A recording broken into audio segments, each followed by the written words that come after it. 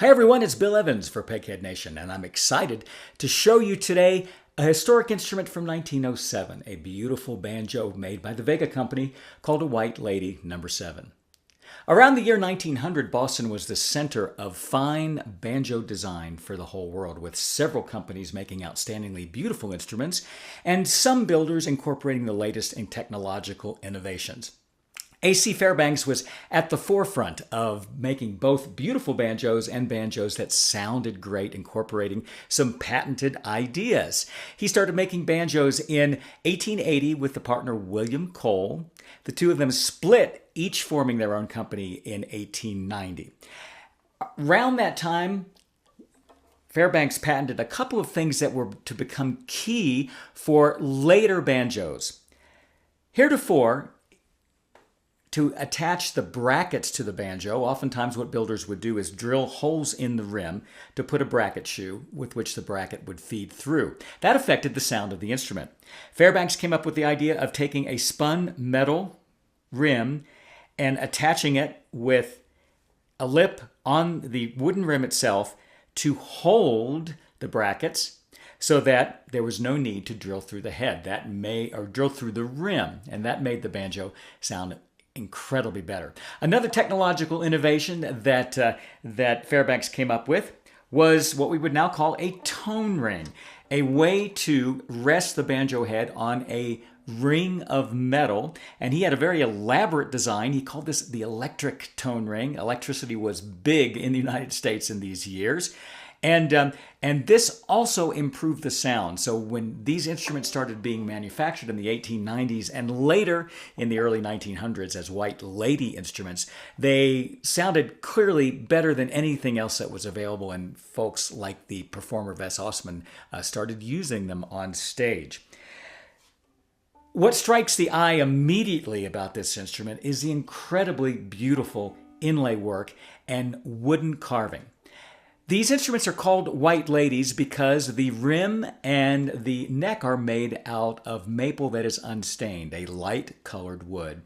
But it's the engraved inlay on the fingerboard, which is ebony, and on the back of the peghead, the marquetry that it binds either side of the neck and the rim as well, that make these instruments so incredibly memorable and collectible. In 1904, the A.C. Fairbanks factory burnt down and the Vega Company bought the rights to the company. This particular instrument is 1907, dates from the serial number, which is 24004. So it was made by the Vega Company, but yet at this time they still were putting on the inside dowel rod of the rim a metal plate that said A.C. Fairbanks and Company. Later on, that changed to A.C. Fairbanks made by Vega. These instruments, as I indicated before, are highly collectible, highly valuable. Folks will play clawhammer music on them more often than not these days, but we also use these instruments to play classic banjo. That's the notated style that really has its start back to the 1860s, but was very, very popular in the United States around the time that A.C. Fairbanks was making his best instruments from the 1890s to the early 1900s and on to 1910, 1920. This was the ragtime era, and a lot of these the compositions written for five-string banjo have a relationship to ragtime. At the end of taking a look at this instrument, I'm going to play a song called Banjo Land on this instrument from about the same time that this banjo is made by the English composer Joe Morley.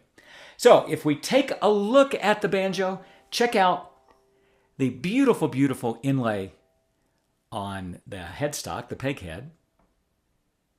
And if we turn the banjo around, we have a griffin inlaid on the back. Shout out to Griffin Musical Instruments in Palo Alto.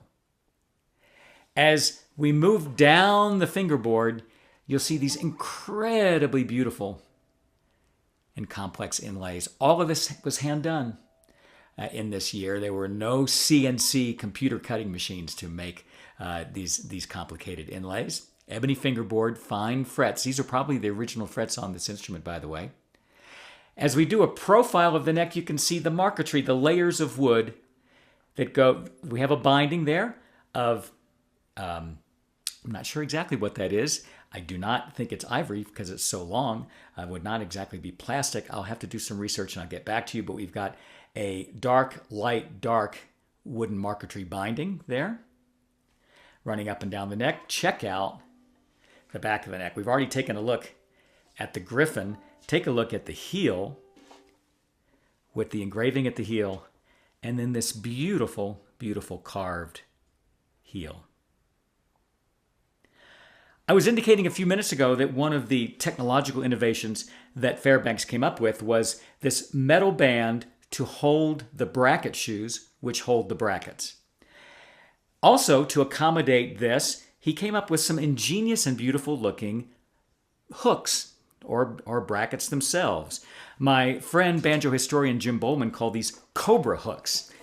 They are flat right here as they arch around and extend over the stretcher band, which has a groove in it to hold it, but then they are circular at this end. Really, really interesting design that allows the bracket to hug the stretcher band. If we take a look now at the inside, we again see very, very beautiful marquetry around the rim, white maple unstained, the dowel rod. There is the AC Fairbanks and Company metal plate. And then if we take a side look, you can see that electric resonator, scalloped, because AC Fairbanks thought that the mixture of the contact with the metal with holes for air to pass through would make the banjo sound more rich. And folks were certainly knocked out by these instruments. The Whyte Laydie was first manufactured in 1901, as I indicated, and number 7 indicated pretty much the top of the line. They would make even more decorative instruments by custom order. And any preview of a banjo would be incomplete without taking a look at the tailpiece there, called a no-knot tailpiece, typical for instruments of that era. We have a skin head on this instrument, and it's wonderful. I've got Nile gut strings on it with a wound fourth, wonderful for that classic banjo music popular from the 1860s to the early 1900s. Let's take a listen right now to one of those pieces. Hope you enjoyed taking a look at this Vega Whyte Laydie number 7. Look for my new Tiki Parlor DVD CD set called The Banjo in America, featuring 10 historic instruments, including this instrument. And thanks for visiting me at Peghead Nation. Take a look for more instrument demos on the website. Let's give a listen right now to Banjo Land by Joe Morley.